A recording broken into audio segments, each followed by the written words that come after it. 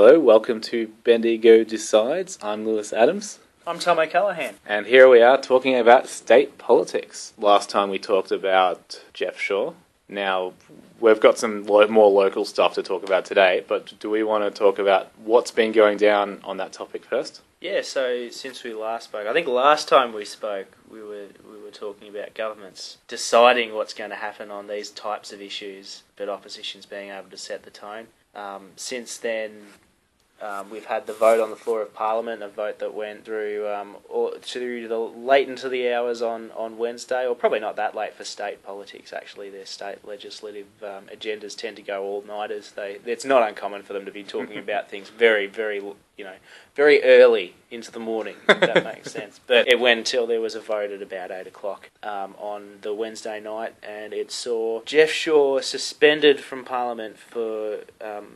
well, I don't know, you could either see it as 11 days, which I'm taking it as, 11 sitting days of Parliament, or until September, which is how other people will see it. But either way, he's now suspended for, a couple of months at least, and the government has said that if he doesn't apologise for his actions, then they'll kick him out, which... has gone down really well with Jeff Shaw. He went on a comedy show, I guess. Oh, did he? Yeah, he went with Sammy J. He did something on, I think, the Friday night with Sammy J. and kind of half apologised, and the audience kind of goaded him into making some other kind of apology, all of which is, of course, to say that it's not a particularly serious apology. And then he played the bagpipes, which apparently was pretty cool. Was he good at the bagpipes? I don't know. The bagpipe seems like one of those instruments that if you're not into that culture of the bagpipes, you can't tell if someone's good or not. I know. But I mean, there weren't reports of people's ears exploding or anything, so maybe he was okay at it. I wasn't there though. Maybe if this whole Parliament thing doesn't work out, he'll have a career. First step. As a comedic bagpipe. Well, the first step is kind of half apologising, I guess, and then waiting to get kicked out. It sounds to me like the Liberal Party and Dennis Napthine are just trying to make this go as close as possible to the election. I think so. I think they needed to. I think that they couldn't just get rid of him because they would have had an issue with a by-election in Frankston, which wouldn't have been good for them because they would have lost it. And then people in Frankston would have been really pissed off because they would have gone to the polls twice in the space of, 3 months or so. So they might have lost another election later on down the year. Wouldn't have been great. But this was a way of them getting a result, a fairly strong result, on their terms rather than on Labor's. Of course, Labor would have liked it to be either a kind of half-hearted suspension or maybe a fine, because that means they could beat the government over the head about it for ages and then go to an election on it, or the other way, of course, getting rid of him and having to go through two elections in Frankston, which wouldn't have been great for them and would have been great for the Labor Party. This way, at least, even though they're not, I still maintain that probably Jeff Shaw deserves to be fired and kicked out of Parliament. At least this way, the government can be strong and can talk tough and can hold Jeff Shaw to account, because I don't think that Jeff Shaw is going to apologise. Not in a way that's going to make anybody feel particularly good. People who are asking for apology will feel pretty patronised at the moment. Let's just take 1 second and talk about the practicality of a potential by-election. If that had happened, which it didn't happen, it's currently mid-June. Yep. The state election is in November. What kind of timeline for a by-election would there be when you got to think about people the parties will need to put people forward. They're probably already Labor's probably already got who they've got in mind already, but you've got to have this fast-paced campaign in Frankston, which could eat up a bit of time. And really, at the end of the day, whoever wins it's only there for a couple of working days, really, sitting days of Parliament anyway, and then they're back to then they got to win. They got to win again. Yeah, that's right. So yeah, not very. Probably not a very practical thing, but of course it was always a legislative tactic by the opposition to really just cause a bit of headaches for the Liberal Party. We've talked a fair bit about Melbourne. Now this show is called Bendigo Decides. Let's talk about Bendigo. Yeah, okay. What's first in our agenda? What's first in our agenda? I haven't seen very many pictures of Greg Bickley photobombing in the last little while. I'm just wondering if he's okay. Are you okay, Greg? I'm just wondering. Maybe I've missed them, but he's usually a pretty good photo bomber. Maybe he should hit us up on Twitter at the New Local and tell us where he's been. He can photo bomb that too if he wants. There's a picture of us on the website. We can just paste a picture of him into the shot. I'm sure Greg Bickley has someone working on his campaign who's skilled with Photoshop. They can actually take the image, that picture of us, and superimpose Bickley's head behind us. That's right, It's a good skill to have, isn't it? Being able to put the smile back on the baby's face, I guess, after the photo.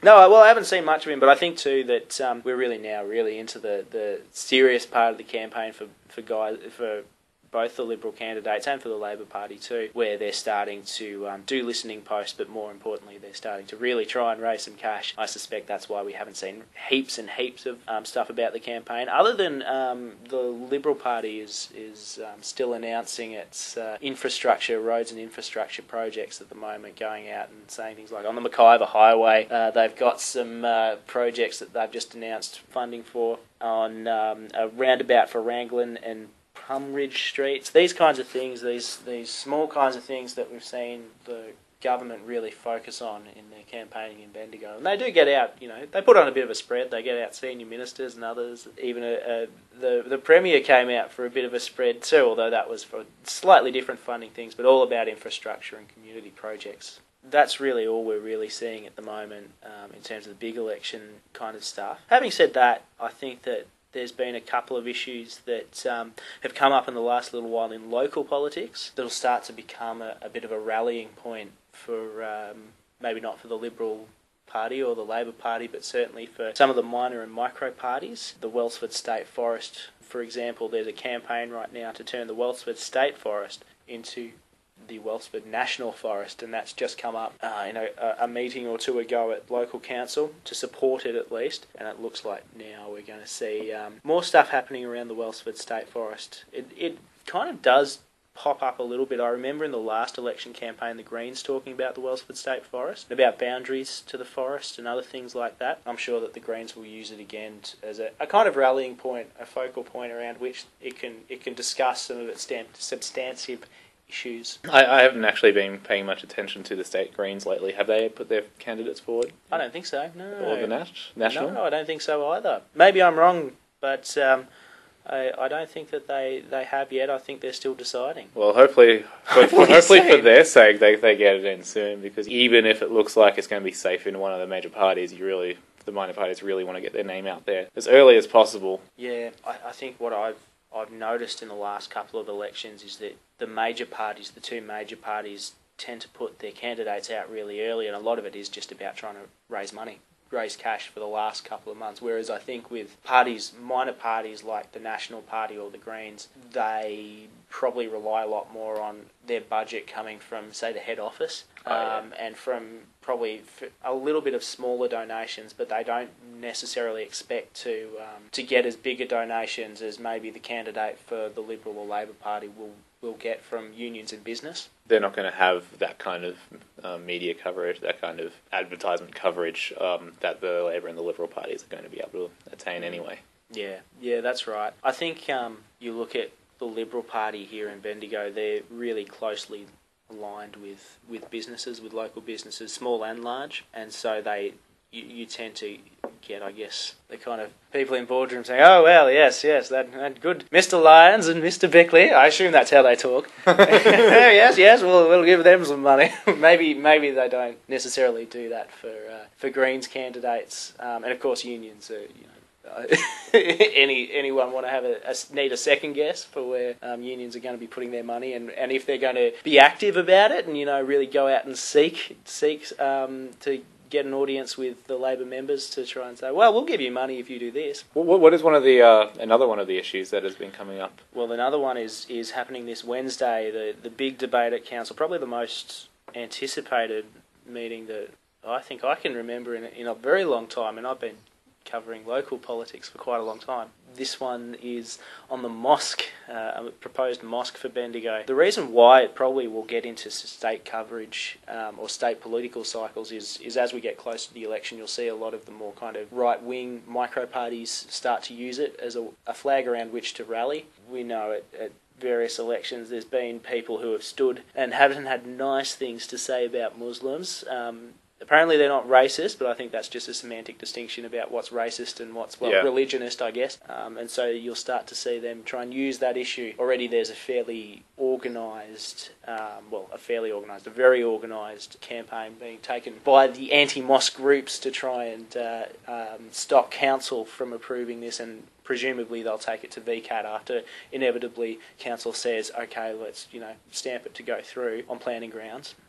So, that'll be an issue that'll come up, and I'm sure that the VCAT stuff will provide a backdrop for which people can at least, I guess, I think it used to be called dog whistle politics, but I don't think it is dog whistle politics. I think it's just, whistle politics. The mosque is definitely something that's been the talk of the town for maybe, a year? At least. Well, it's since January that we've known that there was a plan for the mosque, and I think a little bit before that. But I think that really it's been in the last 6 months or so that you've really seen the really vicious kind of anti-Islamic stuff taking place in the community. Yeah, the people are stepping forward with very strong opinions on either side of the topic. But those are two issues to keep an eye on, just because they probably will start to come up as we get into the next stages of politics, as the micro parties and the minor parties start to put forward their candidates. Now let's briefly talk about another topic which will go into greater detail in a future podcast. But let's talk about the stance that Labor has been taking on family violence. Now, I know Daniel Andrews himself has had at least one speech putting down his position on the topic. And I'm getting the impression this is going to be a very major thing on the state level that Labor will be talking about. Well, Labor wants to introduce a Royal Commission into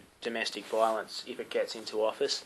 So I guess it would look something akin to maybe the sexual violence commissions that we've kind of had in the last little while, and are still having the ongoing commissions into. I find this a really interesting thing. If you go and you look at the speech that Daniel Andrews gave, or a few months ago, in which he announced this vision, it was about the time of the Annie North stuff when we were talking about that. Yeah, I recall reading the speech. But he didn't say it in Bendigo, so, I didn't care at the time. Just didn't hit our radar. But then I actually have read the speech, and it is a fantastic speech. It is a beautifully written speech, and I think that if anybody wants to see a great example of a speech, and a great example of why I think that whoever's writing the senior Labor Party officials' speeches at the moment, are the best, and they really are.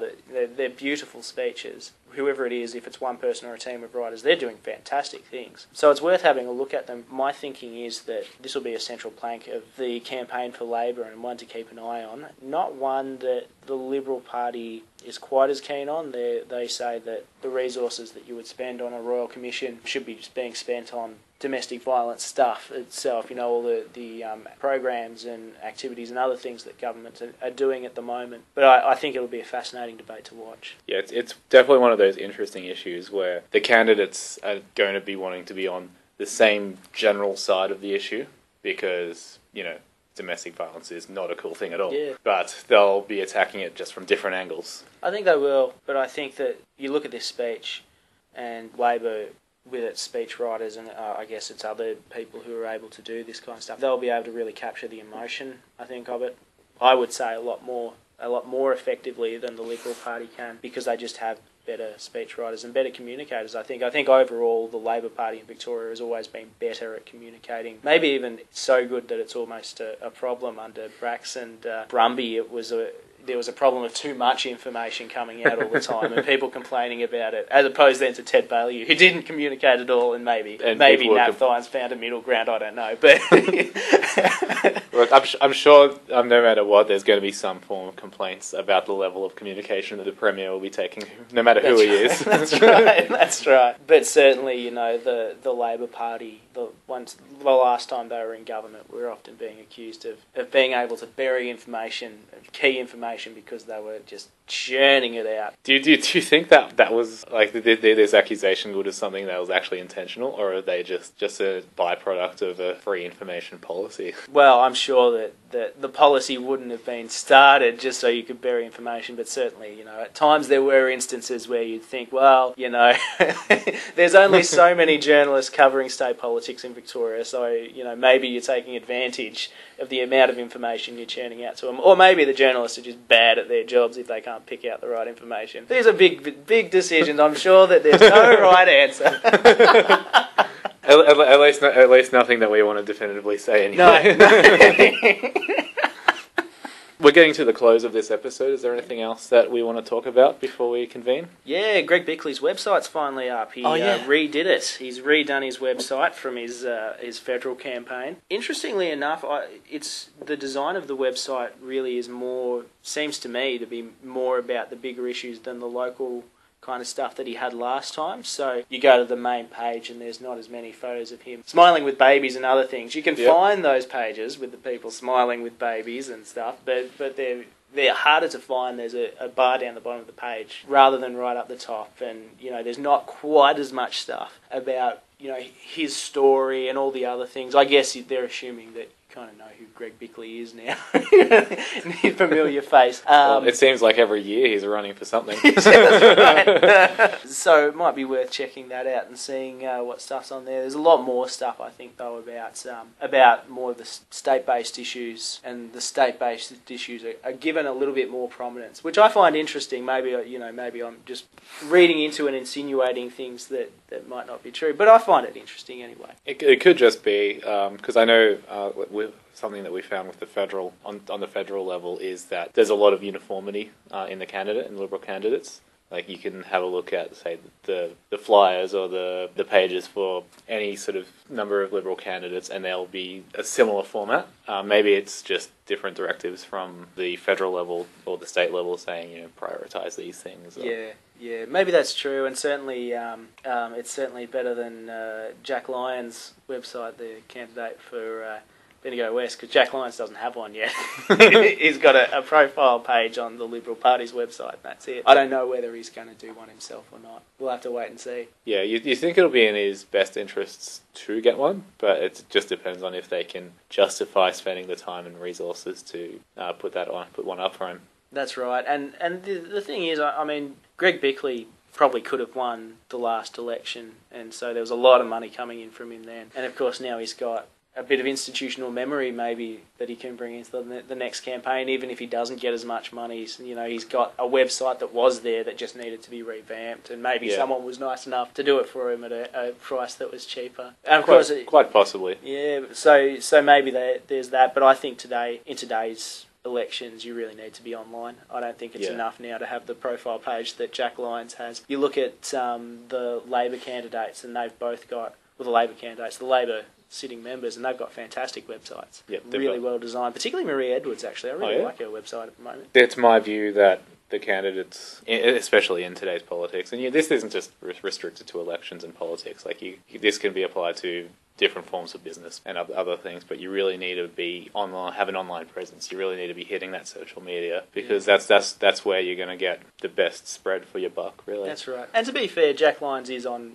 social media sites. Yep. So, and obviously he's going to be, because he doesn't have to pay for that, it's free and it's easy to set up. And you're interacting, which is the big thing, I think, in online for candidates, is they can actually interact with people and have a record of them interacting with people as well, which is good because it means there's a bit of social proof, which you don't get with a website, I guess. And something like, as an example, Twitter, like people just, especially high-profile people, just seem all that more approachable when they are on Twitter. That's right. They never approach. Oh, some of them do it.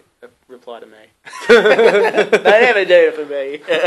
I've had outside of politics, I've had a few interactions where I was a little bit surprised where the person in question favorited my comment. Yeah, right. Whatever. Like earlier this year, Father Bob actually favorited one of my. Oh wow, cool. Because I did an article about him on thenewlocal.net, and I tagged him in the description when I was posting on Twitter, and he comes along and favorites it. I'm like, that's nice. That's really good. But I think you'll get a chance.